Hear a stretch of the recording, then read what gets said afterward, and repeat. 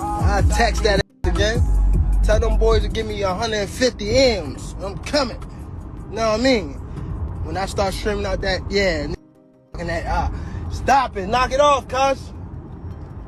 Stop it. Tell them to send that bag, and I'm coming. And I'm, you know.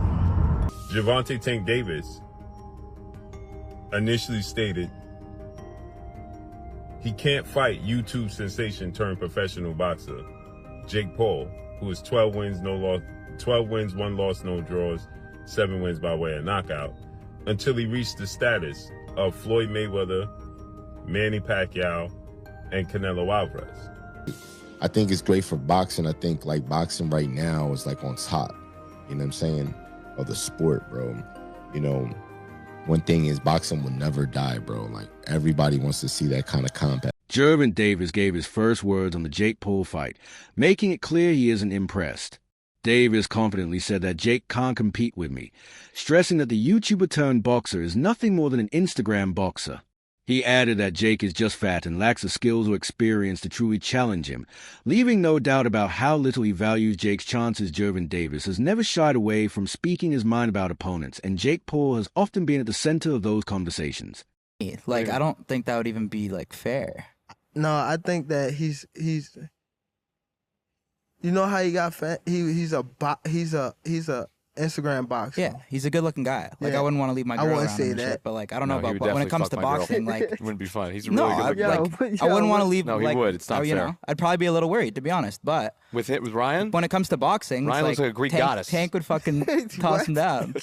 No, he does. He's a good-looking dude. You're right. I would be afraid to leave my girl around him. And he is dope to watch in, like, the Instagram videos and shit, too. Like, he has fast hands and shit. He's obviously a good boxer, but...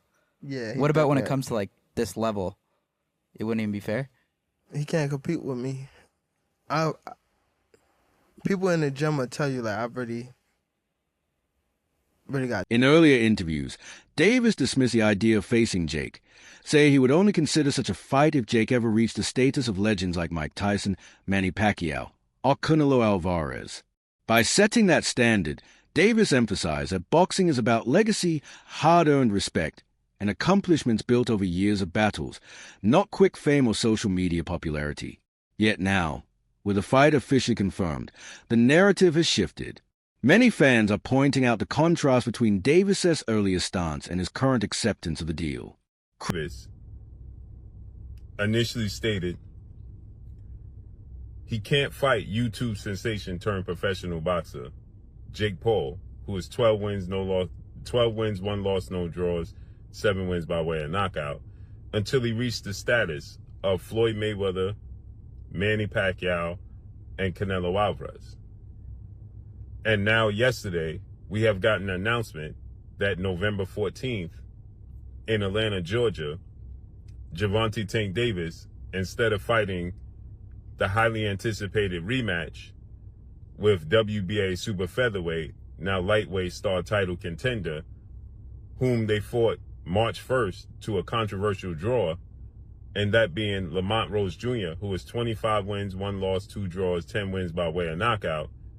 Gervonta Davis is instead going to fight Jake Paul. So now he views himself on the level of Floyd Mayweather,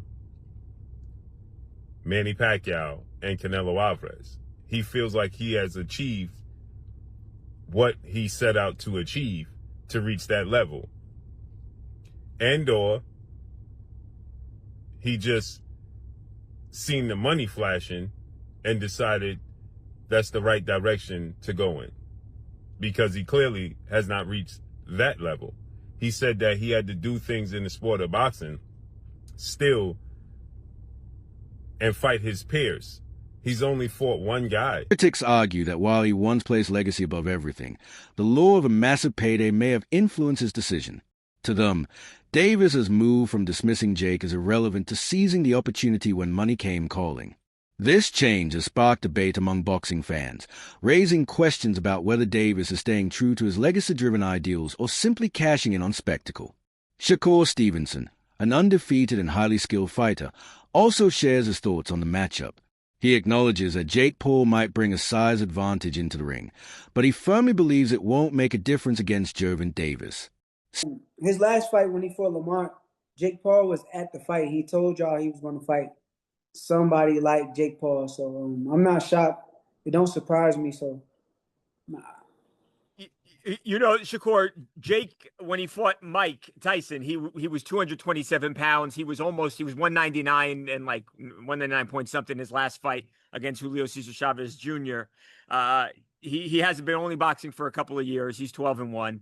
Tank Davis obviously been boxing his whole life. He's 30-1. He's knocked everybody out except for 3 opponents in his life. But at what point does size matter so much, though, where it can't be overcome, Shakur? And is it in this case here when you've got what is like a 70-pound difference between these two guys? I mean, size will play some part of the fight, but if I'm thinking like I'm Tank, I'm probably just gonna go out there and try to outbox him and use my knowledge and IQ against him. So I can see Tank just outboxing him and making it real easy. Is there any way any realistic or legitimate way in your mind you could see Jake Paul winning a fight against Tank? No. No way. Nope. Not a lot of people have talked about Jake and said he's got good power. Not even and I get anything could technically happen, but you don't even see a realistic shot where he could land one big punch, and Tank being so much smaller, he just can't handle the power. Nah, not at all. I think Tank is he's been boxing his whole life. He's been boxing since a kid, so I doubt like that's gonna be an issue or problem. I think Jake is good for where he's at, but I think it's just levels. Stevenson explains that boxing is not won by size alone, but by superior skills, speed, and intelligence inside the ring. In his opinion, Davis possesses all these qualities in abundance, giving him a clear edge. Stevenson confidently dismissed the idea that Jake could compete with Tank. He argued that Jake, despite training hard and gathering some wins, is not at the technical level of fighters who have dedicated their entire lives to boxing. For Stevenson, Davis' explosiveness, accuracy, and fight-ending power would always overshadow Jake's physical size. This opinion adds weight because Stevenson himself is known for his analytical approach and precision inside the ring. He's training this fight, but fighting against real bears. This is true. People are going, no chance, no chance. Do you reckon this guy, could he be the toughest of your opponents so far, do you reckon? I don't think he's the best that I've faced. I've faced a few Olympic medalists, a few world title challengers, but I think he's probably the most dangerous. Maybe not the best boxer, he might not be the most technical, but he hits really hard, he's really big and strong. So yeah, I think it's the most dangerous task I've faced, but he may be not the best fighter I've been in with. Whereabouts is the fight, Dave? Where are you fighting him? He's still at Sheffield Arena, right? Headlining in Sheffield, which is like my local arena. So yeah, it's a big night for me. He won his last fight, didn't he, Dave, against Ricardo Brown, and 20 wins, 19 KOs he's got. So like you says, he is dangerous. How's the training gone for you ahead of this fight? Yeah, it's been good. He's put a bit of fear in me, to be honest. I have had a bit of genuine fear. I've been stopped, but I've never been on the canvas ever as a pro or amateur. So, and I'd like to keep it that way, really. Yeah. I'm not on anyone's highlight reel. You see highlight reels of all the fighters I face. I'm not on any of them, and I'd like to keep it that way. So yeah, training has gone up a notch. For the Fisher rematch, I did weigh a little bit heavy. So for this one, if I cut any corners, there's a good chance I'll get beat in bad fashion. So it has really perked me up a little bit. I've been training a tiny bit harder. I've been eating a whole lot better and resting, and I think I'm looking at a career best performance. Good man. Let's move on. Talk about this big news of the day: cruiserweight Jake Paul and WBA lightweight world champion Gervonta Davis will step in the ring together on an exhibition in Atlanta, November 14. For context, the top weight for cruiserweight sits at 90.7 kilos, while the heaviest a lightweight can be is 61.2. Dave, this is surely I know it's an exhibition, but this is a mismatch, surely. It's ridiculous. I'm not a fan of exhibitions as it is. I think if we're doing exhibitions, if there have to be a thing, let it be a thing for retired fighters. British heavyweight Dave Allen expresses disappointment with the idea of Gervonta Davis versus Jake Paul, labeling it as another unnecessary exhibition-style event. Allen emphasized that boxing should focus on real competitive matchups rather than spectacle-driven contests. For him, Davis has already established himself in the sport, and instead of lowering his career value by fighting Jake Paul, he should look toward retirement or competitive fights against established boxers. I feel like this was similar to as I alluded to earlier, the Mike Tyson-Jake Paul fight had similar kind of question marks around it. Like, is this going to be an exhibition or is this going to be an official fight? And you kind of go through the motions and go through the process of this. So I imagine that Jake Paul, Nikisa Badarian, and MVP are going through the process of trying to get this to be an official fight. And if not, they can still do this as an exhibition, no problem. What weight class they meet at is going to be very fascinating, right? Like, is Jake Paul going to try to get down lower in weight to make it more fair? Can they meet at a weight class, or will they just agree on what they're willing to fight at? Even if they meet at a weight class, let's just do the math, right? Even if they met at, I don't know, 190? No, I don't think Jake Paul can can't get up to 190. I don't think Jake Paul can get down to that. So thus why I think it'll be an exhibition.